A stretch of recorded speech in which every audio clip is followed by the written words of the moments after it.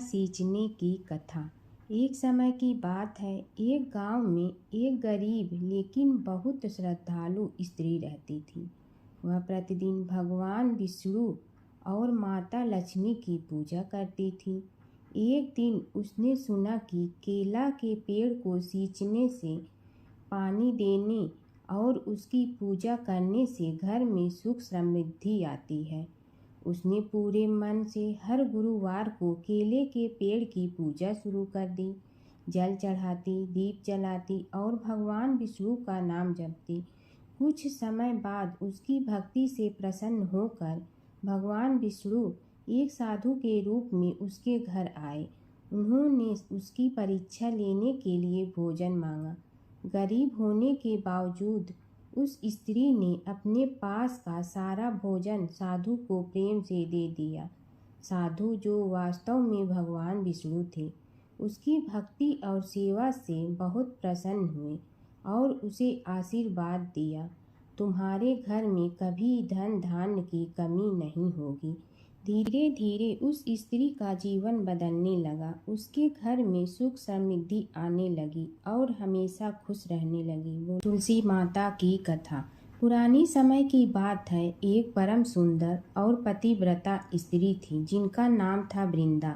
वे भगवान विष्णु की परम भक्त थी और उनका विवाह राक्षस राजा जलंधर से हुआ था। जलंधर बहुत शक्तिशाली था और उसकी शक्ति का रहस्य था उसकी पत्नी वृंदा की अटूट पतिव्रता धर्म। जब तक वृंदा अपने पति के प्रति सच्ची और समर्पित रही, तब तक कोई भी देवता जलंधर को पराजित नहीं कर सकता था। देवताओं ने कई बार प्रयास किया, लेकिन जलंधर अजेय रहा। तब सभी देवता भगवान विष्णु के पास गए और उनसे सहायता मांगी। भगवान विष्णु ने एक लीला रची। वे जलंधर का रूप धारण करके वृंदा के सामने प्रकट हुए। वृंदा ने उन्हें अपना पति समझकर उनका सत्कार किया, लेकिन जैसे ही वृंदा को सच्चाई का पता चला, उनका पतिव्रता धर्म भंग हो गया। उसी क्षण देवताओं ने जलंधर का वध कर दिया। जब वृंदा को यह ज्ञात हुआ कि यह सब भगवान विष्णु की लीला थी, तो वे बहुत दुखी हुई और उन्होंने भगवान विष्णु को श्राप दिया कि वे पत्थर बन जाएं। उसी श्राप के कारण भगवान विष्णु शालिग्राम पत्थर के रूप में प्रकट हुए। इसके बाद वृंदा ने अपने प्राण त्याग दिए। उनके शरीर से एक पवित्र पौधा उत्पन्न हुआ, जिसे आज हम तुलसी के नाम से जानते हैं। तभी से तुलसी को देवी का रूप माना जाता है और उनकी पूजा की जाती है। तुलसी माता को घर में रखने से सुख समृद्धि आती है। भगवान विष्णु को तुलसी अत्यंत प्रिय है। बिना तुलसी के भगवान विष्णु की पूजा अधूरी मानी जाती है। सच्ची भक्ति और पतिव्रता धर्म में अपार शक्ति होती है। धर्मराज जी की कथा। दो सेठानियाँ थी। एक के घर में धन बहुत था, पर वह कंजूस थी। दूसरी के पास धन थोड़ा कम था, पर मन से वह बहुत अमीर थी। रोज सवेरे उठती, गंगा स्नान करती, तुलसी माता, बड़, पीपल सींचने, भगवान के मंदिर जाके पूजा करती। धर्मराज सूरज भगवान की कहानी सुनती, भगवान के भोग लगाकर अतिथि को जिमाती, गाय कुत्ता के लिए ग्रास निकालती। दूसरी सेठानी इस धर्मात्मा को देखकर हंसती और कहती, पता नहीं दिन भर क्या करती रहती है। थोड़े समय बाद दोनों सेठानियों को भगवान का बुलावा आया। धर्मात्मा सेठानी के तो यमराज जी ने विमान भेजा और दूसरी को दूत मारते ही ले गया। रास्ते में सेठानी बोली, मेरे को भूख लगी है। तो दूत बोले, किसी को कुछ दिया होगा तो मिलेगा। फिर बोली, प्यास लगी है। दूत बोले, किसी को पानी पिलाया तो मिलेगा। रास्ते में उसे काट चुभने लगे, गर्मी पड़ने लगी, पर दूत तो उसे घसीटे ही ले गए। अब सेठानी बहुत पछताने लगी कि सब कुछ होते हुए भी दान धर्म नहीं किया। इतने में यमराज का दरबार आया। धर्मात्मा बुढ़िया को भगवान के पास सिंहासन मिला और वह उस पर बैठी थी। उधर दूसरी सेठानी को तपते कुंड में डाल दिया। अब सेठानी यमराज से बोली, मुझे 1.25 पहर का जीवन दान दे दो, मैं वापस आकर दंड भोग लूंगी। यमराज बोले, ठीक है। सेठानी के शरीर में वापस प्राण डाल दिए। संसार में आते ही पंडितों को बुलाकर सेठानी ने धर्मराज की कथा सुनी, सब तरह से धर्म किया। इतने में समय पूरा हो गया। अब की बार विमान आया। 1.25 पहर के दान धर्म से सेठानी को स्वर्ग मिला। धर्मराज जी की परम भक्त पोपा बाई की कथा। एक गांव में एक पोपा बाई रहती थी। जब वह 5 साल की थी तभी से वह नियम से धर्मराज जी व्रत की कथा सुनती थी और व्रत करती थी। एक दिन उसने अपने भाई व भाभी से कहा कि मैं शादी नहीं करूंगी, अब मैं अपना समय भगवान की पूजा अर्चना में ही बिताना चाहती हूँ। इसलिए मेरी झोपड़ी गांव के बाहर बनवा दो और गांव में सबको कह दो कि वह अपनी गाय व बछड़ों को मेरे यहाँ ही घास भूस चरने को भेज दो और जिसकी भी इच्छा हो, श्रद्धा हो, मुझे खाना भिजवा दो। एक दिन नगर का राजा शिकार खेलने जंगल में आया और गांव के बाहर जंगल के पास बनी झोपड़ी देखकर रुक गया। झोपड़ी के पास जाकर उसने आवाज लगाई कि कौन है, लेकिन भीतर से कोई आवाज न आने पर वह लगातार दरवाजा खटखटाता रहा। तब पोपा बाई उठी और कहने लगी कि कौन हो तुम जो बार बार दरवाजा बजा रहे हो, क्यों आवाज लगा रहे हो? राजा ने कहा कि मैं यहाँ का राजा हूँ और तुम्हारे साथ विवाह करूँगा। पोपा बाई ने कहा कि जहाँ से आए हो वहीं चले जाओ, मैं किसी पराये आदमी का मुंह नहीं देखती हूँ। राजा ने पोपा बाई की एक नहीं सुनी और जबरदस्ती उठा ले गया। तब पोपा बाई ने राजा को श्राप दिया कि तुम्हारा सारा राजपाट नष्ट हो जाएगा। महल में आने पर राजा की रानियों ने सारी बात सुनकर राजा से अनुरोध किया कि पोपा बाई को वहीं वापस छोड़ आओ। राजा जब पोपा बाई को वापस झोपड़ी में छोड़ने जाने लगा तो रास्ते में पाप की नदी आई जिसमें राजा डूब गया। कुछ समय बाद पोपा बाई मृत्यु के बाद धर्मराज जी के यहाँ पहुँची और धर्मराज जी ने उन्हें स्वर्ग का राज दे दिया। एक बार एक सेठ व सेठानी मृत्यु लोक से स्वर्ग लोक आए तो उसके द्वार बंद देखकर वह धर्मराज जी से द्वार खोलने का आग्रह करते हैं। धर्मराज जी कहते हैं, इस द्वार पर पोपा बाई का राज है।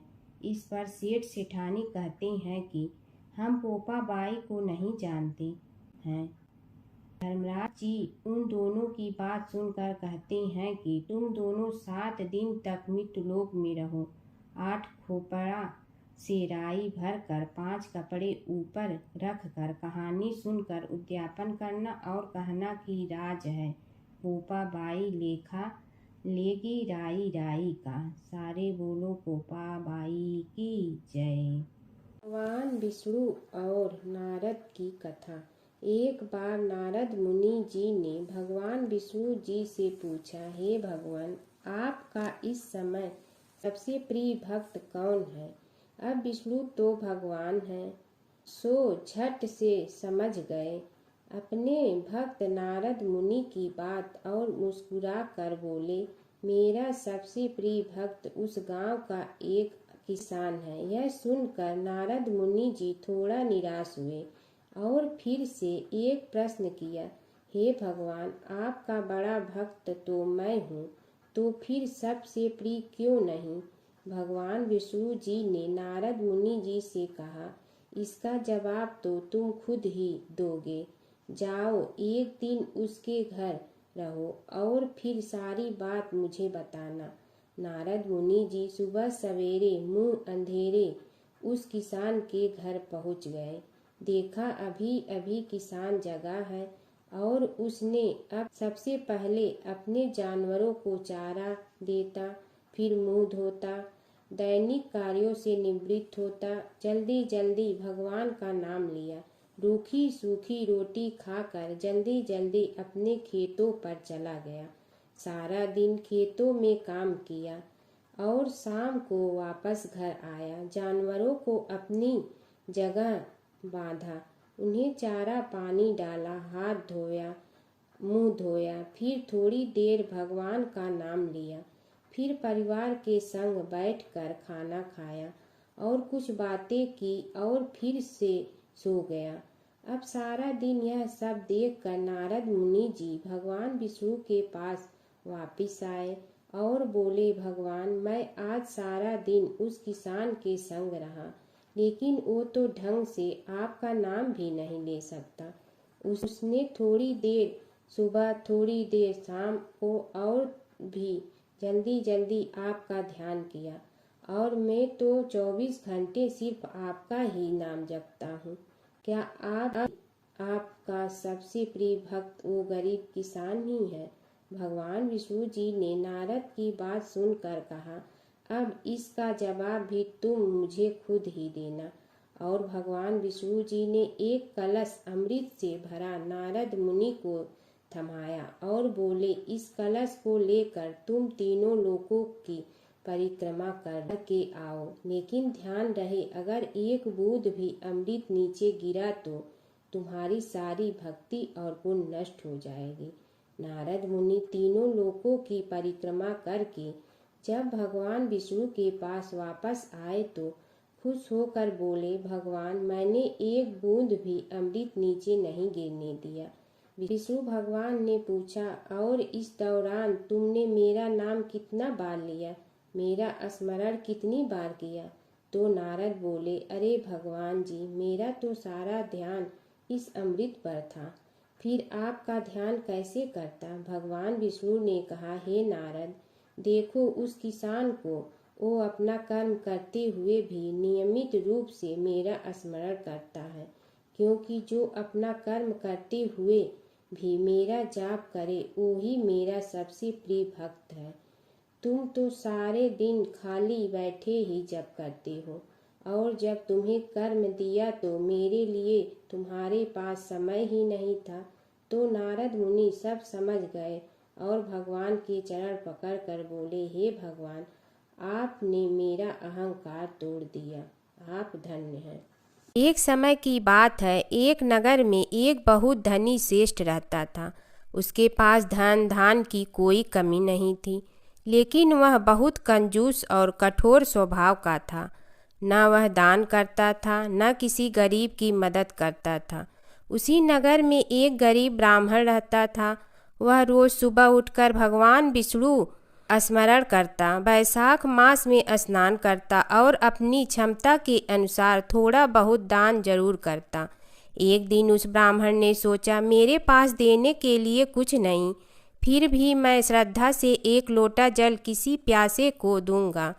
वह प्रतिदिन नदी से जल भरकर रास्ते में आने जाने वालों को पिलाने लगा। उसकी इस सेवा भावना से भगवान विष्णु बहुत प्रसन्न हुए। दूसरी ओर वह सेठ अपने धन के घमंड में किसी को कुछ नहीं देता था। समय बीता और दोनों की मृत्यु हो गई।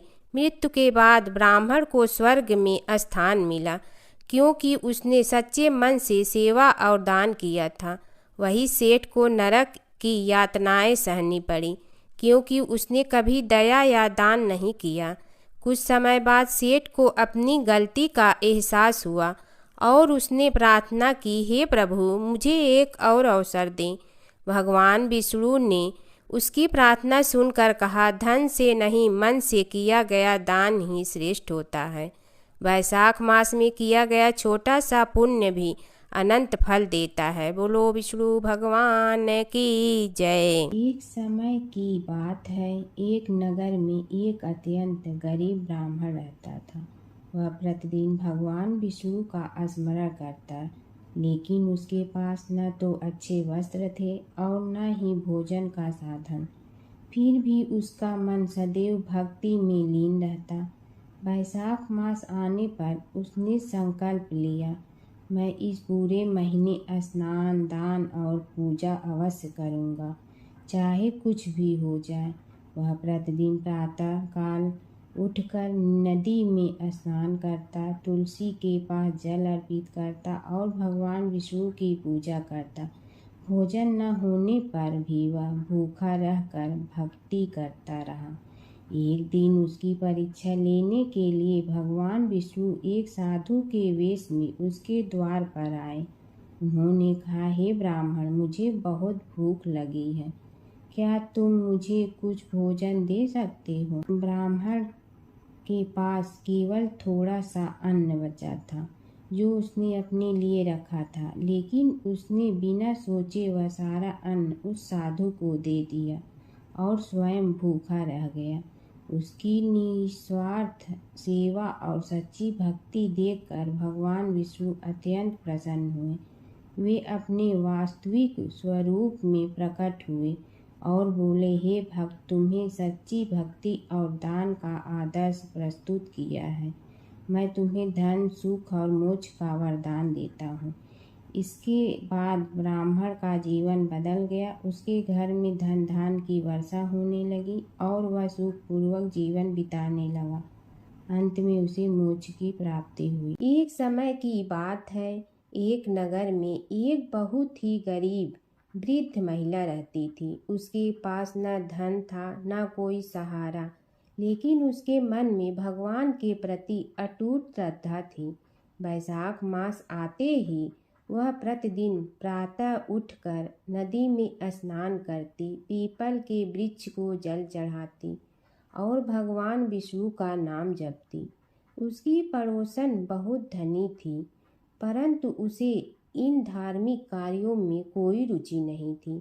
वह अक्सर उस वृद्धा का मजाक उड़ाती और कहती, इतनी गरीबी में भी तू ये सब करती है, इससे क्या मिलेगा? वृद्धा मुस्कुरा कर कहती, भगवान सब देखते हैं, समय आने पर फल अवश्य देंगे। एक दिन वैशाख मास के अंतिम दिनों में भगवान ने वृद्धा की भक्ति की परीक्षा लेने का विचार किया। वे एक साधु का रूप धारण कर उसके घर पहुँचे और भोजन मांगा। वृद्धा के पास खाने के लिए केवल थोड़ा सा आटा और पानी था। उसने बिना सोचे वही साधु को प्रेम से खिला दिया और खुद भूखी रह गई। साधु भगवान उसकी सच्ची भक्ति से अत्यंत प्रसन्न हुए। उन्होंने अपना असली रूप दिखाकर कहा, हे माता, तुमने सच्चे मन से सेवा की है, इसलिए मैं तुम्हें वरदान देता हूँ कि तुम्हारे घर में कभी धन धान्य की कमी नहीं होगी। इतना कहकर भगवान अदृश्य हो गए। अगले ही दिन से वृद्धा के घर में सुख समृद्धि आने लगी। यह देखकर पड़ोसन को अपनी गलती का एहसास हुआ। वह भी वैशाख मास में स्नान, पूजा और दान करने लगी।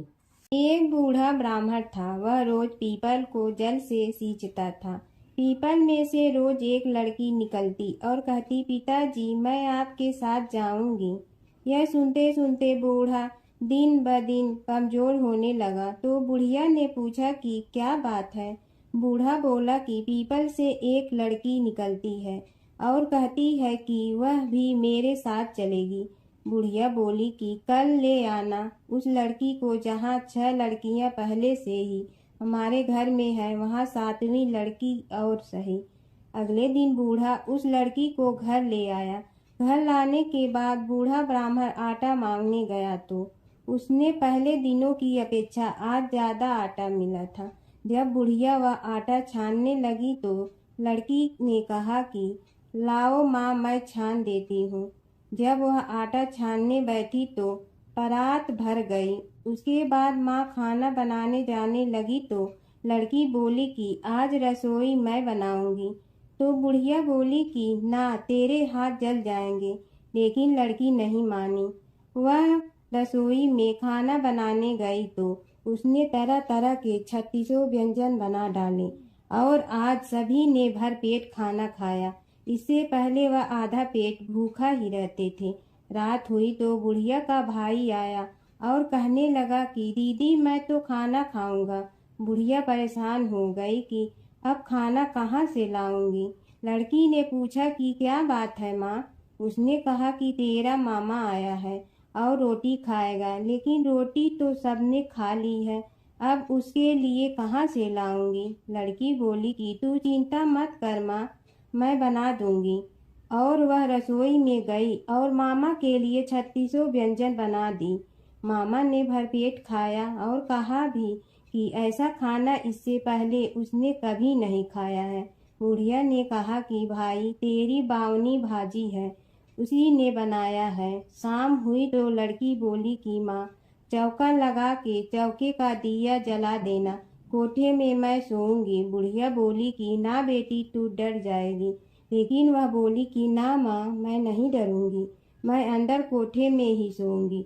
वह कोठे में ही जाकर सो गई। आधी रात को लड़की उठी और चारों ओर आंख मारी तो धन ही धन हो गया। वह बाहर जाने लगी तो एक बूढ़ा ब्राह्मण सो रहा था। उसने देखा तो कहा कि बेटी तू कहाँ चली।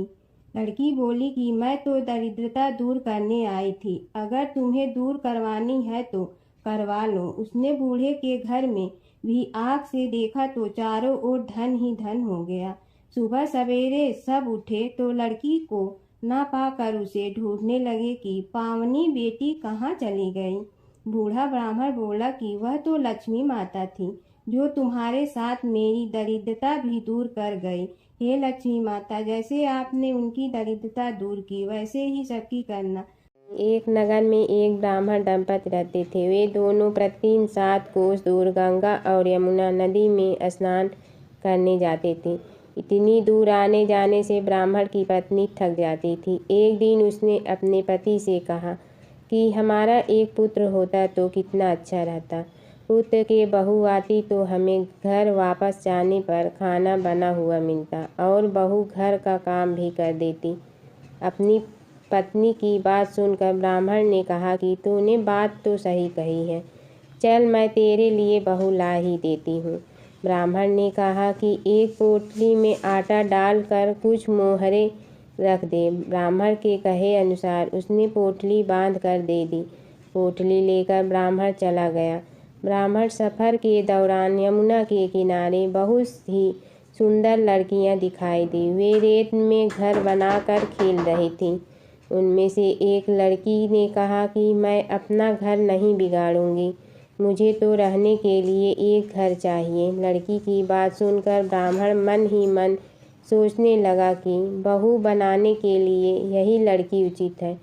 जब वह लड़की जाने लगी तो ब्राह्मण भी उसके पीछे पीछे उसके घर तक चला गया। वहां जाकर ब्राह्मण ने उस लड़की से कहा, बेटी किसी के घर खाना नहीं खाता, मैं अपने साथ आटा लेकर आया हूँ। तुम अपनी माता से पूछो कि क्या वह मेरे लिए आटा छान कर 4 रोटी बना देंगी। यदि वह मेरा आटा छान कर रोटी बनाएंगी तो ही मैं रोटी खा लूँगा।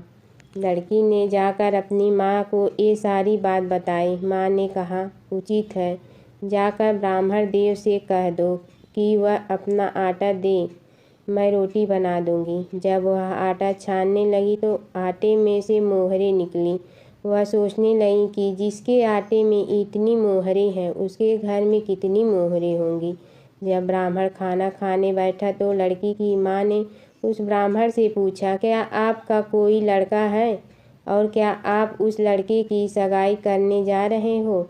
यह सुनकर ब्राह्मण ने कहा कि मेरे लड़का तो काशी में पढ़ने गया हुआ है, लेकिन यदि तुम कहो तो खाड़ कटोरे से विवाह करके तेरी बेटी को अपने साथ ले जाऊं। लड़की की माँ ने कहा, ठीक है ब्राह्मण देव। इस पर लड़की की माँ ने लड़की की खाट कटोरे से शादी करके ब्राह्मण के साथ भेज दिया। ब्राह्मण ने घर आकर कहा, रामू की माँ, दरवाज़ा खोल कर देख, मैं तेरे लिए बहू लेकर आया हूँ। ब्राह्मण की पत्नी भीतर से ही बोली, हमारे तो कोई बेटा बेटी नहीं है, तो बहू कहाँ से आए। दुनिया ताने मारती थी, अब आप भी मारने लगे। ब्राह्मण ने कहा, तू दरवाज़ा खोल कर तो देख। जब ब्रह्माणी ने दरवाज़ा खोला तो सामने बहू को खड़ी देखा। उसने बहू का स्वागत किया और आदर सत्कार से अंदर ले गई। अब जब ब्राह्मण अपनी पत्नी के साथ नदी स्नान करने जाता तो पीछे से बहू घर का सारा काम करके और खाना बना कर रखती थी। वह उनके कपड़े धोती और रात को हाथ पैर भी दबाती थी। इस तरह बहुत दिन बीत गए। ब्रह्माणी ने अपनी बहू से कहा कि बहू, कभी भी चूल्हे की आग मत बुझने देना और मटके का पानी खत्म मत होने देना। परंतु एक दिन चूल्हे की आग बुझ गई। यह देखकर बहू घबरा गई और भागी भागी अपनी पड़ोसन के पास गई और कहा कि मेरे चूल्हे की आग बुझ गई है, मुझे थोड़ी आग चाहिए। मेरे सास ससुर सुबह 5 बजे से गए हुए हैं, वह थके हुए घर आएंगे, इसलिए मुझे उनके लिए खाना बनाना है। यह सुनकर पड़ोसन ने कहा कि तू तो बावली है, तुझे यह दोनों मिलकर पागल बना रहे हैं। इनके कोई पुत्र नहीं है, ये निसंतान है। बहू ने कहा, नहीं, ऐसा मत बोलो, इनका बेटा तो बनारस काशी में पढ़ने गया हुआ है। इस पर पड़ोसन ने कहा कि यह तुझे झूठ बोलकर लाए हैं, मेरी बात सच मान, इनके कोई बेटा नहीं है। अब बहू पड़ोसन की बातों में आ गई और कहने लगी कि अब आप ही बताओ मैं क्या करूं। पड़ोसन ने कहा कि क्या है, जब तुम्हारे सास ससुर आए तो जली हुई रोटियां बना कर देना और बिना नमक की दाल बना कर देना। खीर की करछी दाल में और दाल की करछी खीर में डाल देना। पड़ोसन ने उसे अच्छे से सिखा पढ़ा दिया। फिर जब उसने सास ससुर घर आए तो उसने न तो उनका आदर सत्कार किया, ना ही उनके कपड़े धोए। जब उसने सास ससुर को खाना दिया तो सास बोली, बहू, आज यह रोटियां जली हुई क्यों हैं और दाल भी अलूनी है। तब बहू ने पलट कर कहा कि एक दिन ऐसा खाना खा लोगे तो कुछ बिगड़ नहीं जाएगा। तुम्हारा सास ससुर को खरी खोटी सुनाकर वह फिर से पड़ोसन के पास गई और बोला कि अब आगे क्या करना है। पड़ोसन ने कहा कि अब तुम सातों कोठों की चाबी मांग लेना। अगले दिन जब भी स्नान करने के लिए जाने लगे तो बहू अड़ गई कि मुझे तो सातों कोठों की चाबी चाहिए। तब ससुर ने कहा कि इसे चाबी दे दो। तब सास ने बहू को चाबी दे दी। सास ससुर के जाने के बाद जब बहू ने दरवाजे खोले तो देखा कि किसी में अन्न भरा है, किसी में धन भरा है और किसी कोठे में बर्तन पड़े हैं। जब उसने सबसे ऊपर का 7वां कोठा खोला तो देखा कि शिव जी, पार्वती माता, लक्ष्मी, गणेश जी, पीपल पथवारी, कार्तिक के ठाकुर, राई, दामोदर, तुलसी जी का बिड़वा, गंगा यमुना और 33 कोटि देवी देवता विराजमान है। वहीं पर एक लड़का चंदन की चौकी पर बैठा माला जप रहा है। यह सब देखकर उसने लड़के से पूछा कि तुम कौन हो। तब लड़का बोला कि मैं तेरा पति हूँ, अभी दरवाज़ा बंद कर दे, जब मेरे माता पिता आएंगे तब दरवाज़ा खोलना। यह सब देखकर बहू बहुत खुश हुई और 16 श्रृंगार कर सुंदर वस्त्र पहनकर अपने सास ससुर का इंतजार करने लगी। उसने अपने सास ससुर के लिए अच्छे अच्छे पकवान बनाए। जब उसके सास ससुर घर पर आए तो उसने उनका आदर सत्कार किया और प्रेम पूर्वक खाना खिलाया और हाथ पैर दबाने लगी। पैर दबाते दबाते बहू ने कहा कि माँ, आप इतनी दूर गंगा यमुना स्नान करने के लिए जाती हो तो आप थक जाती हो, इसलिए आप घर पर ही स्नान क्यों नहीं कर लेती। यह सुनकर सास कहने लगी कि बेटी, गंगा यमुना घर पर तो नहीं बहती हैं। तब उसने कहा, हाँ माँ जी, बहती हैं, चलो मैं आपको दिखाती हूँ। जब बहू ने 7वां कोठा खोल कर दिखाया तो उसमें शिव जी, पार्वती जी, गणेश जी, लक्ष्मी जी, पीपल पथवारी, कार्तिक के ठाकुर, राई, दामोदर, तुलसी जी का बिड़वा, गंगा यमुना बह रही थी और 33 कोटि देवी देवता विराजमान हैं। वहीं चौकी पर बैठा एक लड़का माला जप रहा है। माँ ने उसे देखकर कहा कि बेटा, तुम कौन हो। लड़का बोला, माँ, मैं तेरा बेटा हूँ। तब ब्रह्माणी ने पूछा कि तू कहाँ से आया है। लड़के ने जवाब दिया कि मुझे कार्तिक ने भेजा है। माँ ने कहा, बेटा, यह संसार कैसे मानेगा कि तू मेरा बेटा है। माँ ने कुछ विद्वान पंडितों से मदद मांगी। पंडितों ने कहा, इस पार बहू बेटा खड़े हो जाए और उस पार माँ खड़ी हो जाए। माँ ने चमड़े की अंगिया पहनी हो और छाती में से दूध की धार निकलकर बेटे की दाढ़ी मूछ भिगे और पवन पानी से गठजोड़ा बंधे, तब मानेंगे कि यह इस माँ का बेटा है। उसने ऐसा ही किया। चमड़े की अंगियाँ फट गई और छाती में से दूध की धार निकलकर बेटे की दाढ़ी मूछ भीग गई। पवन पानी से बहू बेटे का कटजोड़ा बंध गया। यह सब देखकर ब्राह्मण और उसकी पत्नी की खुशी का ठिकाना न रहा। बंदरी की कहानी। बैसाख मास की पवित्र कथा। एक राजा था। वह बैसाख माह में प्रतिदिन ब्रह्मा मुहूर्त में उठकर गंगा जी में स्नान करता था। राजा का आदेश था कि मुझसे पहले गंगा जी में कोई भी स्नान नहीं करेगा। राजा जब गंगा जी में स्नान करने जाते तो उन्हें प्रतिदिन शांत जल के स्थान पर हिलता हुआ हलचल युक्त जल दिखाई देता था। तो राजा को संदेह होता था कि निश्चय ही मुझसे पहले कोई प्रतिदिन गंगा जी में स्नान करता है। अतः राजा ने नदी के तट पर पहरेदार बिठा दिया। गंगा जी के तट पर एक वृक्ष था। उस पर एक बंदरिया रहती थी। वह प्रतिदिन राजा के स्नान करने से पूर्व स्नान करके वृक्ष पर चढ़कर बैठ जाती थी। इस प्रकार होते होते पूरा बैसाख माह व्यतीत हो गया, किंतु अंतिम दिन राजा के सिपाही ने देख लिया और उस बंदरिया को पकड़कर राजा के पास ले गए और कहा कि यह बंदरिया आपसे पूर्व प्रतिदिन गंगा जी में स्नान करती है। उधर राजा की प्रतिज्ञा थी कि यदि कोई भी स्त्री मुझसे पूर्व स्नान करती होगी तो मैं उससे विवाह कर लूँगा। इसलिए राजा को बंदरिया के साथ विवाह करना ही पड़ा। बैसाख स्नान के पुण्य से बंदरी के गर्भ ठहर गया। 9 मास पूर्ण होने पर बंदरी ने राजा से पूछा कि शिशु जन्म के समय मुझे क्या करना चाहिए। तब राजा ने महल में एक घंटी लगवा दी और बंदरिया से कहा कि जब तुम्हें दर्द हो तो उसे बजा देना, मैं संपूर्ण प्रबंध कर दूंगा। राजा की अन्य रानियां भी थीं, उनकी कोई संतान नहीं थी। बंदरिया को गर्भ है यह समाचार जानकर अन्य रानियां मन ही मन बंदरिया से ईर्ष्या करने लगी और भावी संतान का नाश करते हेतु विभिन्न योजनाएं बनाने लगी। घंटी लगी देखकर एक रानी ने बंदरिया से इसका कारण पूछा। बंदर ने संपूर्ण वृतांत बता दिया। रानी ने बहकाया कि यह एक बार घंटी बजाकर तो देख ले कि राजा आते हैं या नहीं। बंदरी ने घंटी बजाई तो राजा दौड़े दौड़े महल में आए और घंटी बजाने का कारण पूछा।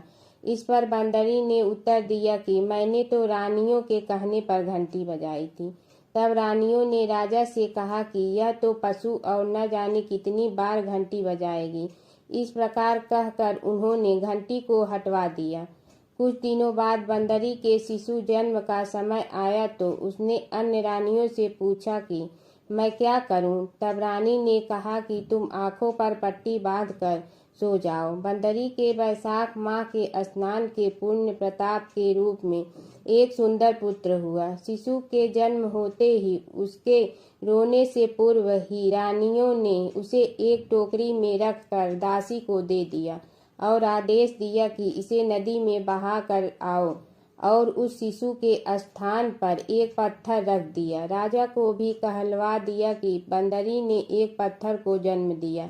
राजा ने सुना तो उन्होंने भी संतोष कर लिया है कि जब दूसरी रानियों के संतान नहीं है तो यह तो बंदरी है, इसके क्या संतान होगी। उधर दासी ने उस सुंदर सुशील शिशु को नदी में न बहाकर कुम्हार के खंडर में रख दिया। दूसरे दिन कुम्हार कुम्हारी खंडर में आए तो वहाँ एक सुंदर शिशु को रोता हुआ देखा।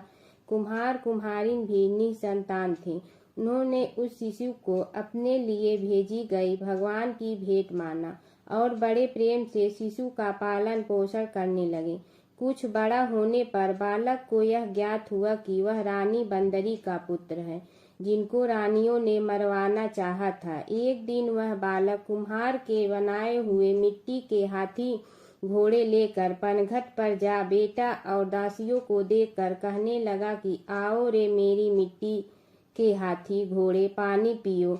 जब दासियों ने यह बात सुनी तो वह हंसने लगी और बोली, अरे मूर्ख, कभी मिट्टी के हाथी घोड़े भी पानी पीते हैं क्या। इस पर उस बालक ने कहा कि कभी बंदरी के भी पत्थर जन्म लेते हैं क्या। उस बालक की यह बात दासियों ने जाकर महल में कही। तब रानियों ने दूसरे दिन विष मिलाकर लड्डू भेज दिए। ईश्वर की कृपा से लड्डू गोद और बादाम के हो गए और उन लड्डू को खाने से उस लड़के की मृत्यु नहीं हुई। यह समाचार दासी ने रानी को कहा और रानी ने राजा से कहकर कुम्हार को देश से निकलवा दिया। कुम्हार वन में रहने लगा। तत्पश्चात अगले वर्ष चित्र माह में माता गणगौर के पूजन का दिन आया तो वह बंदरी का पुत्र 108 करवे और 108 गोली लेकर तथा घड़े में पानी भरकर बगीचे के बाहर बैठ गया। उधर राजा की और साहूकार की पुत्रियां गणगौर बनाने के लिए मिट्टी लेने के लिए आई। तब बगीचे में खेलने और झूलने लगी। इस कारण कुछ समय बाद उन्हें प्यास लगी। तब उन्होंने उस बंदरी के पुत्र से जल पिलाने के लिए कहा तो उस बालक ने उत्तर दिया कि मेरे पास एक गोली है, उसे खाते जाओ और मेरी चारों ओर फेरे लगाती जाओ, तब मैं तुम्हें जल पिलाऊंगा। इस पर पहले तो कन्याओं ने मना किया, किंतु प्यास तीव्र होने के कारण मान गई। इस प्रकार गोली खाने और उस युवक के साथ फेरे लेने से वह गर्भवती हो गई। बाद में जब उनके माता पिता को यह ज्ञात हुआ तो वह सभी कुम्हार के पास आए और संपूर्ण वृत्तांत सुनाया तथा कहा कि तेरे पुत्र ने हमारी कन्याओं से विवाह किया है, अब तुम्हें इन्हें अपने पास रखना होगा। तब कुम्हार ने निर्धन होने के कारण असमर्थता व्यक्त की। 2 कन्याओं की माता पिता ने बहुत सारा धन देकर अपनी कन्याओं को कुम्हार के घर विदा किया और कुम्हार के घर 108 बहुएं आ गई और कालांतर में उनके 108 ही पोते हो गए। कुम्हार ने समस्त नगरी को भोजन हेतु निमंत्रण दिया और राजा को भी बुलवा दिया। राजा के यहाँ से रानी बंदरी के अतिरिक्त सब भोजन हेतु पधारे। तब राजकुमार राजा की आज्ञा लेकर बंदरी को लेने रथ पालकी लेकर गया और लाकर सभा में सबसे ऊंचे स्वर्ण आसन पर बैठाया। राजकुमार ने अपनी सभी पत्नियों को समझा दिया था कि बंदरी मुझे जन्म देने वाली माता है। एक एक बहू रानी बंदरी के चरण स्पर्श करती गई और एक एक सोने का सिक्का और पोते को गोद में देती गई। जब राजा और अन्य रानियों ने यह सब देखा तो कुम्हार के पुत्र से इसका कारण पूछा। रानियों को तो संदेह होने लगा कि यह अवश्य ही बंदरी का पुत्र है। इसलिए रानी और रूठ कर राजा को कहने लगी कि कुम्हार के पुत्र ने हमारा अपमान किया है और बंदरी का सम्मान किया है, अतः हम लौट कर जा रहे हैं। इधर राजा को पुत्र के जन्म का संपूर्ण रहस्य ज्ञात हो गया, इसलिए उन्होंने रानियों को देश निकाल दिया और अपनी सभी पुत्र वधू एवं पुत्रों को लेकर महल में आया और राजकुमार का राज तिलक हुआ। कुम्हार कुम्हारिन को राजकुमार ने महल में रहने के लिए निवेदन किया, किंतु वह नहीं माने। तब राजा ने उन्हें ढेर सारा धन दे दिया। वैशाख स्नान का इतना महत्व है तो सबको वैशाख स्नान करना चाहिए। बंदरी ने वैशाख स्नान किया तो उसे राजा का राज्य, पुत्र, बहुएं आदि प्राप्त हुई है। ईश्वर जैसे बंदरी को पुण्य मिले, इस प्रकार हमें भी पुण्य देना है। माता सीता की कथा। यह कहानी सीता माता कहती थी और श्री राम इसे सुना करते थे। एक दिन श्री राम भगवान को किसी काम के लिए बाहर जाना पड़ा तो सीता माता कहने लगी कि भगवान, मेरा तो 12 वर्ष का नित्य नियम है, अब आप बाहर जाएंगे तो मैं अपनी कहानी किसे सुनाऊंगी। श्री राम ने कहा कि तुम कुएं की पाल पर जाकर बैठ जाना और वहां जो औरतें पानी भरने आएंगी उन्हें अपनी कहानी सुना देना। सीता माता कुएं की पाल पर जाकर बैठ जाती हैं। एक स्त्री आई, उसने रेशम की जड़ी की साड़ी पहन रखी थी और सोने का घड़ा ले रखा था। सीता माता उसे देख कहती हैं कि बहन, मेरा 12 वर्ष का नित्य नेम सुन लो। पर वह स्त्री बोली कि मैं तुम्हारा नित्य नेम सुनूंगी तो मुझे घर जाने में देरी हो जाएगी और मेरी सास मुझसे लड़ेंगी। उसने कहानी नहीं सुनी और चली गई। उसकी रेशम जड़ी की साड़ी फट गई, सोने का घड़ा मिट्टी के घड़े में बदल गया। सास ने देखा तो पूछा कि ये किसका दोस्त अपने सिर लेकर आ गई है। बहू ने कहा कि कुएं पर एक औरत बैठी थी, उसने कहानी सुनने के लिए कहा, लेकिन मैंने सुनी नहीं, जिसका यह फल मिला है। बहू की बात सुनकर अगले दिन वही साड़ी और घड़ा लेकर सास कुएं की पाल पर गई। सास को वहीं माता सीता बैठी मिली तो माता सीता ने कहा कि बहन मेरी कहानी सुन लीजिए। सास बोली कि एक बार छोड़, मैं तो 4 बार कहानी सुन लूंगी। राम आए लक्ष्मण आए देश के पुजारी आए, नित नेम का नेम लाए आओ राम बैठो राम। तपी रसोई जियो राम, माखन मिश्री खाओ राम। दूध बतासा पियो राम, सूत के पलका मोठो राम। साल दुसाला पोठो राम, साल दुसाला ओढ़ो राम। जब बोलो जब राम ही राम, राम संवारे सबके काम। खाली घर भंडार भरेंगे, सबका बेड़ा पार करेंगे। श्री राम जय राम जय जय राम। सास बोली कि बहन कहानी तो बहुत अच्छी लगी। कहानी सुनकर सास घर चली गई और उसकी साड़ी फिर से रेशम जड़ी की बन गई। मिट्टी का घड़ा फिर सोने के घड़े में बदल गया। बहू कहने लगी, सासू माँ आपने ये सब कैसे किया। सास ने कहा कि बहू तू दोष लगा के आई थी और मैं अब दोष उतार कर आ रही हूँ। बहू ने फिर पूछा कि वह कुएं वाली स्त्री कौन है। सास बोली कि वे सीता माता थी, वे पुराने से नया कर देती हैं, खाली घर में भंडार भर देती हैं। वह लक्ष्मी जी का वास घर में कर देती हैं, आदमी की जो भी इच्छा हो उसे पूरा कर देती हैं। बहू बोली कि ऐसी कहानी मुझे भी सुना दो। सास बोली कि ठीक है तुम भी सुनो, और सास ने कहानी शुरू की। राम आए लक्ष्मण आए देश के पुजारी आए, नित नेम का नेम लाए आओ राम बैठो राम। तपी रसोई जियो राम, माखन मिश्री खाओ राम। दूध बतासा पियो राम, सूत के पलका मोठो राम। साल दुसाला पोठो राम, साल दुसाला ओढ़ो राम। जब बोलो जब राम ही राम, राम संवारे सबके काम। खाली घर भंडार भरेंगे, सबका बेड़ा पार करें। श्री राम जय जय राम। कहानी सुनकर बहू बोली कि कहानी तो बहुत अच्छी है। सास ने कहा कि ठीक है, इस कहानी को रोज कहा करेंगे। अब सास बहू रोज सवेरे उठती, नहाती धोती और पूजा करने के बाद नित नेम की सीता की कहानी कहती। एक दिन उनके यहाँ एक पड़ोस की औरत आई और बोली कि बहन जरा सी आँच दे ना। तो वह बोली कि आज तो अभी हमने जलाई ही नहीं। पड़ोसन ने कहा कि तुम सुबह 4 बजे से उठकर क्या कर रही हो। फिर उन्होंने कहा कि सुबह उठकर हम पूजा करते हैं, फिर सीता माता की नित नेम की कहानी कहते हैं। पड़ोसन ने उसकी बात सुनकर फिर कहा कि सीता माता की कहानी कहने से तुम्हें क्या मिलता है। वे बोली कि इनकी कहानी कहने से घर में भंडार भर जाते हैं, सारे काम सिद्ध होते हैं, मन की इच्छा भी पूरी हो जाती है। पड़ोसन कहती है कि बहन ऐसी कहानी तो मुझे भी सुना दो। फिर वह बोली कि ठीक है तुम भी यह कहानी सुन लो। राम आए लक्ष्मण आए देश के पुजारी आए, नित नेम का नेम लाए आओ राम बैठो राम। सारी कहानी सुनने के बाद पड़ोसन कहने लगी, बहन कहानी तो मुझे बहुत अच्छी लगी। अब वह पड़ोसन भी नित नेम सीता माता की कहानी कहने लगी। कहानी कहने से सीता माता ने पड़ोसन के भी भंडार भर दिए। अब तो पूरे मोहल्ले में नित नेम की कथा चल पड़ी, हर किसी की मनोकामना पूरी होने लगी।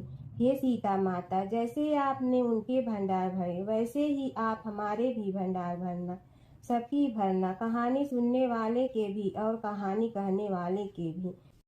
और जमुना की कहानी। प्राचीन समय में एक गांव था जिसमें 2 बहनें रहा करती थी। एक बहन का नाम गंगा था तो दूसरी बहन का नाम जमुना था।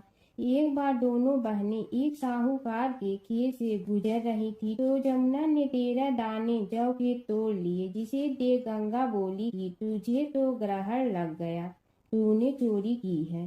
इस पर जमुना बोली कि अब मेरा ग्रहण कैसे धुलेगा। गंगा ने कहा कि तुझे 12 साल तक साहूकार के यहाँ नौकरी करनी पड़ेगी, तभी तेरा पाप धुलेगा और ग्रहण से मुक्ति मिलेगी। जमुना साहूकार के यहाँ नौकरी के लिए जाती है और अपने लिए काम मांगती है। साहूकार उसे काम पर रख लेता है, लेकिन काम करने से पहले जमुना उसे कहती है कि मैं सारे काम करूंगी, लेकिन 4 काम नहीं करूंगी। जूठे बर्तन नहीं मांजूंगी, झाड़ू नहीं लगाऊंगी, बिस्तर नहीं बिछाऊंगी और दिया नहीं जलाऊंगी। 12 साल के बाद कुंभ का मेला लगा तो साहूकारनी भी कुंभ नहाने जाने लगी। जमुना ने उसे जाते देख कहा कि कुंभ के मेले में मेरी बहन गंगा मिलेगी तो उसे यह सोने का टक्का दे देना, इससे वह अपने हाथों में सुंदर चूड़ियां पहन लेगी। साहूकारनी ने कुंभ के मेले में गंगा को वह सोने का टका दे दिया। गंगा ने उनसे वह टका लेते हुए कहा कि मेरी बहन को कहना कि उसके 12 वर्ष पूरे हो गए हैं, अब वह वहां वापिस आ जा। साहूकार व साहूकारनी वापिस घर आए तब जमुना मटके में पानी भर रही थी। दोनों जमुना से बोले कि हमने सोने का वह टका तेरी बहन गंगा को दे दिया था और उसने कहा है कि तेरे 12 वर्ष पूरे हो गए हैं, इसलिए अब तुम वापिस जाओ। यह समाचार सुनते ही जमुना सहस्त्र धारा में बदल गई और बहने लगी। जमुना जी का यह रूप देखकर साहूकार और साहूकारनी परेशान हो गई थी। हमारे घर में जमुना माता ने काम किया, हमें तो अब ग्रहण लग गया है, हम यह ग्रहण कैसे उतारेंगे। जमुना भागकर गंगा माता के पास चली गई। गंगा ने जमुना से पूछा कि तुम साहूकारनी से कुछ कहकर आई हो या ऐसे ही बिना बताए आ गई। तब जमुना बोली कि मैं तो कुछ भी बताकर नहीं आई हूँ। गंगा ने कहा कि जा उन्हें धीरज दे आ, नहीं तो उन्हें जीवन भर असंतोष ही रहेगा। गंगा के कहने पर जमुना माता ने साहूकारनी को सपने में दर्शन दिए और कहा कि तुम दोनों उल्टे माथे क्यों पड़े हो, जाओ उठकर खाओ पियो। तब दोनों बोले कि हम कैसे उठें, हमें तो ग्रहण लगा है, क्योंकि हमने उल्टे सीधे और पता नहीं कितने नीच कार्य आपसे कराए हैं।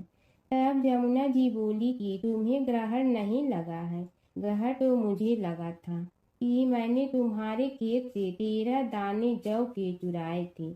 मैं तो अपना ग्रहण उतारने तुम्हारे घर आई थी। मेरा ग्रहण तुम्हारे घर में 12 वर्ष तक रहने से उतर गया है और मेरी मुक्ति हो गई है। जमुना जी ने कहा कि तुम्हें कोई ग्रहण नहीं लगा है, उल्टे मेरे 12 वर्ष तक यहाँ रहने से तुम्हारी भी मुक्ति हो गई है। यह कहकर जमुना जी स्वप्न से चली गई। दोनों उठकर देखते हैं कि उनके घर में पहले से भी अधिक धन हो गया है। हे जमुना माता, जैसे आपने साहूकार व साहूकारनी की मुक्ति कराई, वैसे ही आप अपने सभी भक्तों की करना। नगर बसेरे की कहानी। किसी गांव में एक भाट व एक जाट रहता था। दोनों में घनिष्ठ मित्रता थी। एक बार जाट अपनी बहन के घर जाने को तैयार हुआ तो भाट अपनी ससुराल जाने को तैयार हुआ। दोनों साथ चल पड़े तो रास्ते में रुककर एक कुएं की मुंडेर पर बैठ गए। जाट ने भाट से कहा कि नगर बसेरा कर लेते हैं। इस पर भाट बोला कि तू ही नगर बसेरा कर ले, मैं तो अपनी ससुराल जा रहा हूँ, वहाँ खूब खातिर होगी मेरी, तू कर ले नगर बसेरा। जाट वहीं कुएं के पास बैठ पानी की घंटी और चावल का दाना लेकर नगर बसेरा करने लगा। नगर बसेरा करने के साथ जाट कहने लगा कि नगर बसेरा जो करे सो मल धोवे पाँव, ताता माड़ा तापसी देगी मेरी माँ, माँ देगी मावशी तेगी द्वारका का वास, मीठा मीठा घास वृंदावन का वास, 5 कुल थी छठी रास, मेरी जीवड़ो श्री कृष्ण के पास। डालू पानी हो जाए घी, झट से निकल जाए मेरा जी। यह सब कर कर के वह जाट बहन के पास चल पड़ा। जाट की बहन ने भाई के आने पर उसकी खातिर की खी बूढ़ा के साथ भाई को जिमाया। दोनों ने बैठकर ढेर सारी बातें की। इधर भाट अपने ससुराल पहुंचा तो वहां आग लगी हुई थी। आग बुझाने वह भी लग गया, जिसमें हाथ मुंह भी काले हो गए और खुद भी थोड़ा सुलझ गया। ना रोटी ना पानी के लिए ही किसी ने पूछा। एक पड़ोसन आई तो उसने भाट की सास को कहा कि जमाई आया है, जरा उस आओ भगत कर लो। बुढ़िया बोली कि सब कुछ तो जल गया है, अब कहाँ से आओ भगत करूं। तब पड़ोसन ने ही भाट को एक रोटी के साथ छाछ दी। उसने वही खाकर गुजारा किया। शाम को दोनों फिर घर की ओर चल पड़े और रास्ते में मिल गए और एक दूसरे का हाल पूछा। भाट बोला कि मेरी ससुराल में तो आग लगी हुई थी, आग बुझाते मैं खुद काला हो गया हूँ, ना रोटी मिली ना पानी। जाट बोला कि मेरी तो बहुत खातिर हुई। फिर बोला कि मैंने कहा था ना कि नगर बसेरा कर ले, अब कर ले। लेकिन भाट ने फिर मना कर दिया। कहने लगा कि चाहे रोटी दे या न दे, तेरी तो माँ है, दही चूरमा का पेड़ा धरा पाएगा। भाट ने फिर नगर बसेरा नहीं किया, जाट ने कर लिया। नगर बसेरा जो करे सो मल धोए पाँव, ताता मारा तापसी देगी मेरी माँ।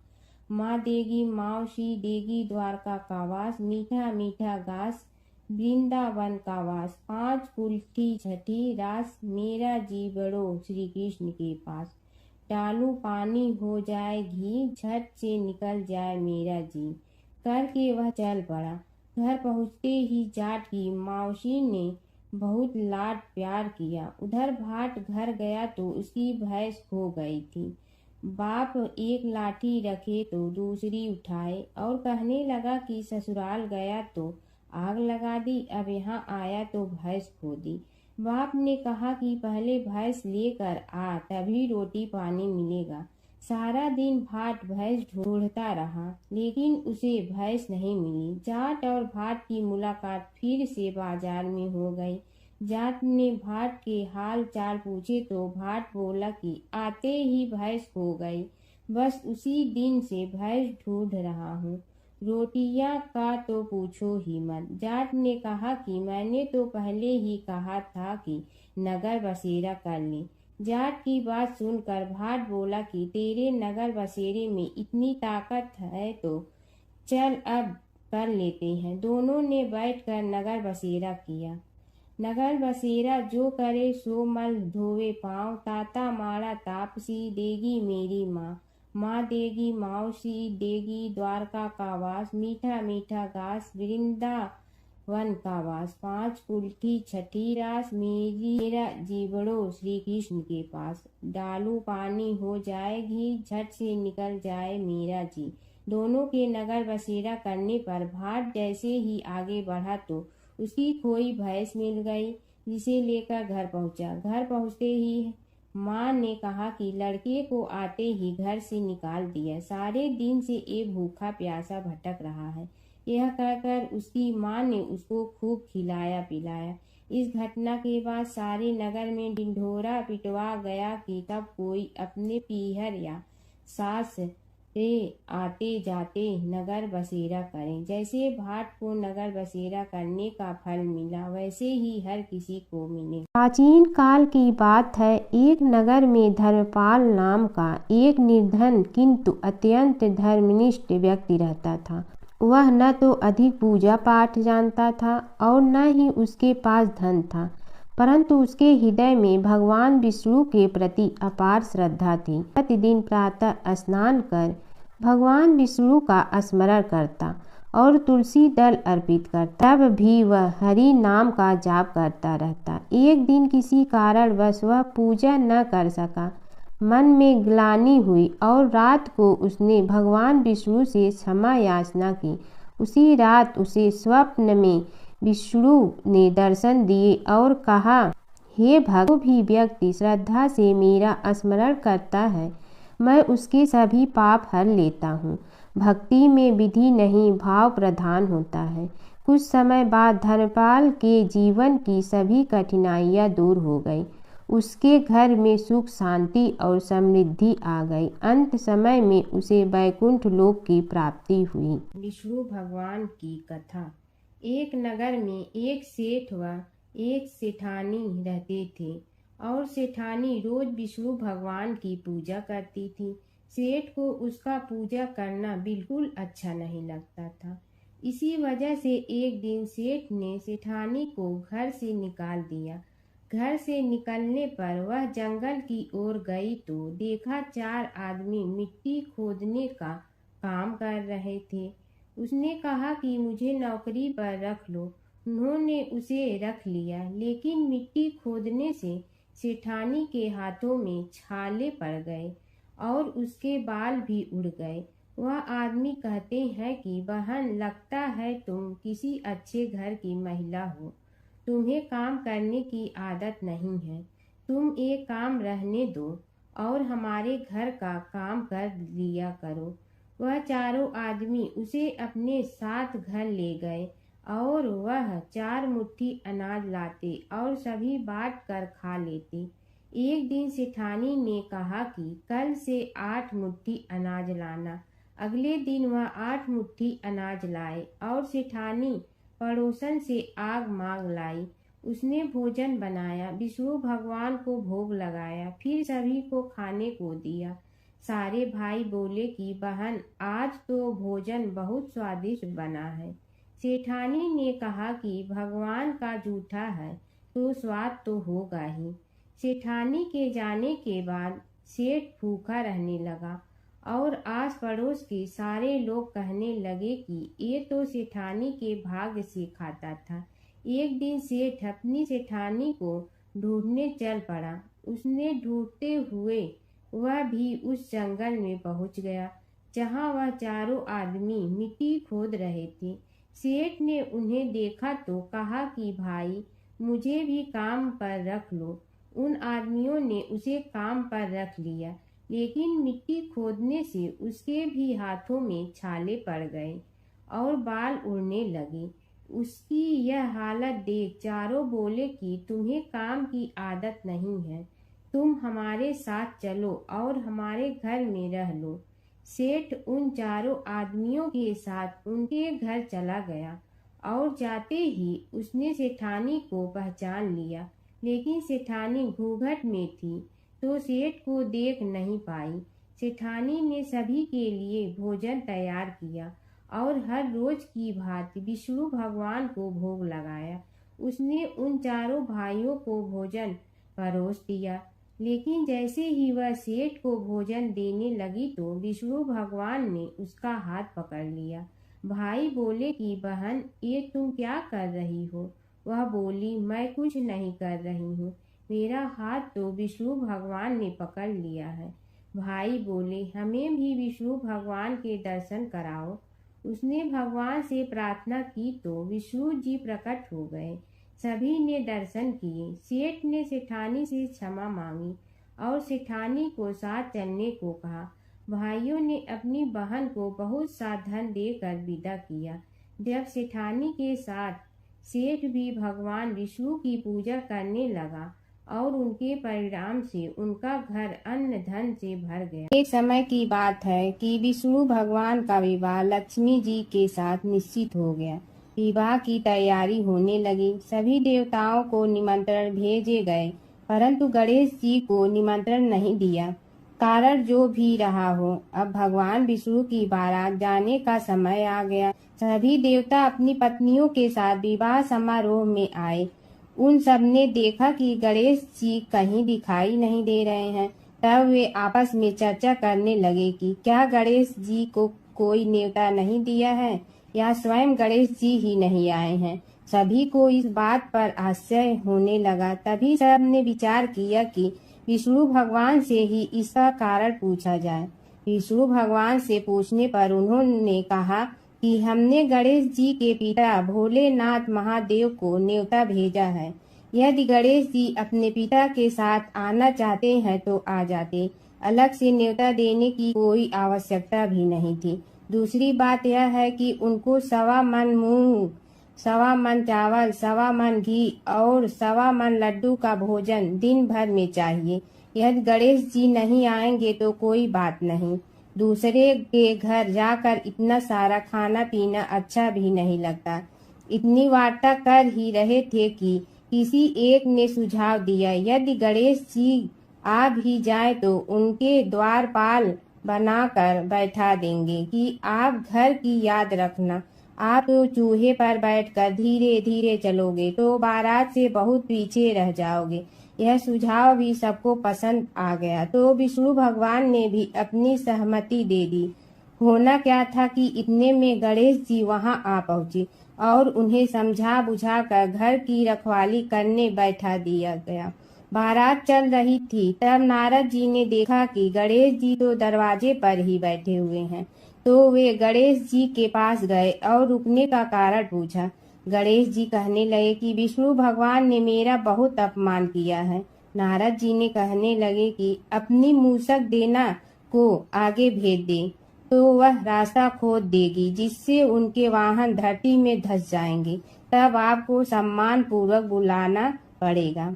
अब तो गणेश जी ने अपनी मूसक सेना जल्दी से आगे भेज दी और सेना ने जमीन पोली कर दी। जब बारात वहां से निकली तो रथों के पहिए धरती में धंस गए। लाख कोशिश करे परंतु पहिए नहीं निकले। सभी ने अपने अपने उपाय किए परंतु पहिए तो नहीं निकले, बल्कि जगह जगह से टूट गए। किसी की समझ में नहीं आ रहा था कि अब क्या किया जाए। तब तो नारद जी ने कहा, आप लोगों ने गणेश जी का अपमान करके अच्छा नहीं किया। यदि उन्हें मना कर लाया जाए तो आपका कार्य सिद्ध हो सकता है और यह संकट टल सकता है। शंकर भगवान ने अपने दूत नंदी को भेजा और वे गणेश जी को लेकर आए। गणेश जी का आदर सम्मान के साथ पूजन किया। तब कहीं रथ के पहिए निकले। अब रथ के पहिए निकल के परंतु टूट फूट गए तो उन्हें सुधारे गए। पास के खेत में खाती काम कर रहा था, उसे बुलाया गया। खाती अपना कार्य करने के पहले श्री गणेशाय नमः कहकर गणेश जी की वंदना मन ही मन करने लगा। देखते ही देखते खाती ने सभी पहियों को ठीक कर दिया। तब खाती कहने लगा कि हे देवताओं, आपने सर्वप्रथम गणेश जी को नहीं मनाया होगा और न ही उनकी पूजन की होगी, इसीलिए तो आपके साथ यह संकट आया है। हम तो मूर्ख अज्ञानी हैं, फिर भी पहले गणेश जी को पूजते हैं, उनका ध्यान करते हैं। आप लोग तो देवतागण हैं, फिर भी आप गणेश जी को कैसे भूल गए। अब आप लोग भगवान श्री गणेश जी की जय बोल कर जाएं तो आपके सब काम बन जाएंगे और संकट कट जाएंगे। ऐसा कहते हुए बारात वहां से चल दी और विष्णु भगवान को लक्ष्मी जी के साथ विवाह संपन्न करा के सभी सकुशल घर लौट आए।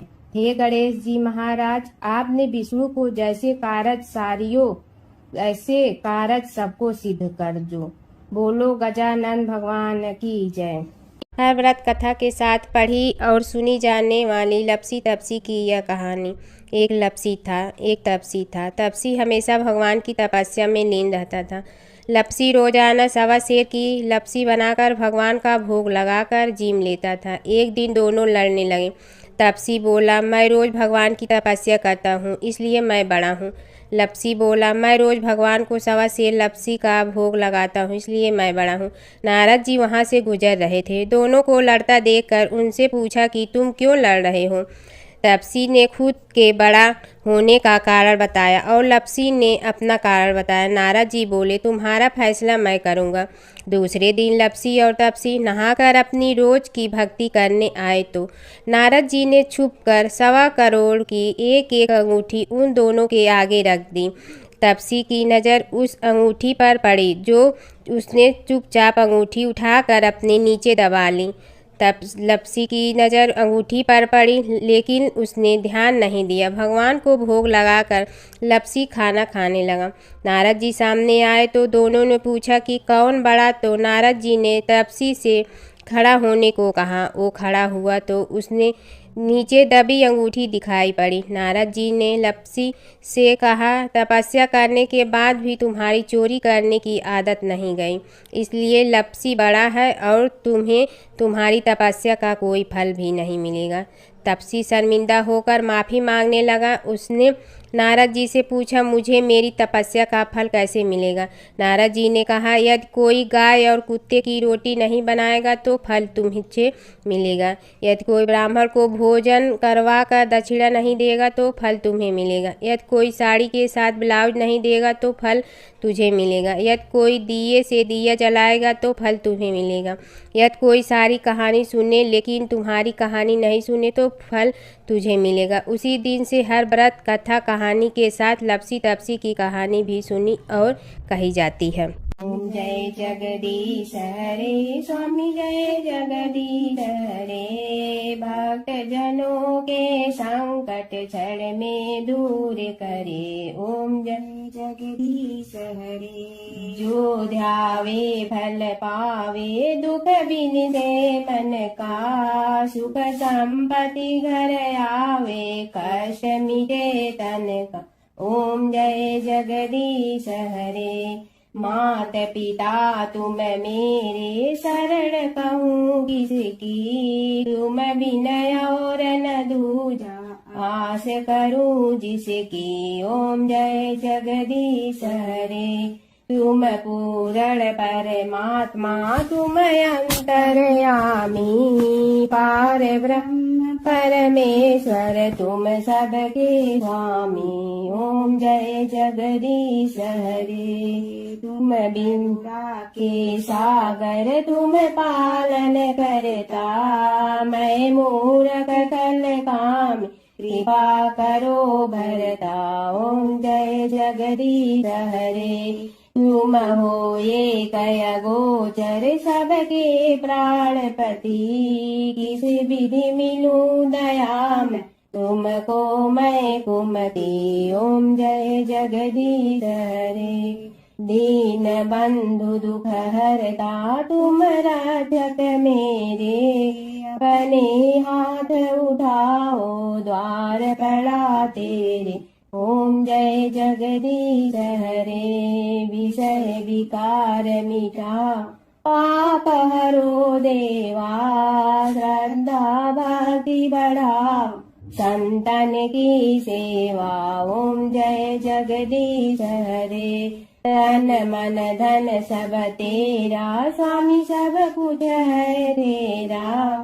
तेरा तुझको अर्पण क्या लागे मेरा। ओम जय जगदीश हरे। जय जगदीश हरे। स्वामी जय जगदीश हरे। भक्त जनों के संकट क्षण में दूर करे। ओम जय जगदीश हरे। स्वामी जय जगदीश हरे।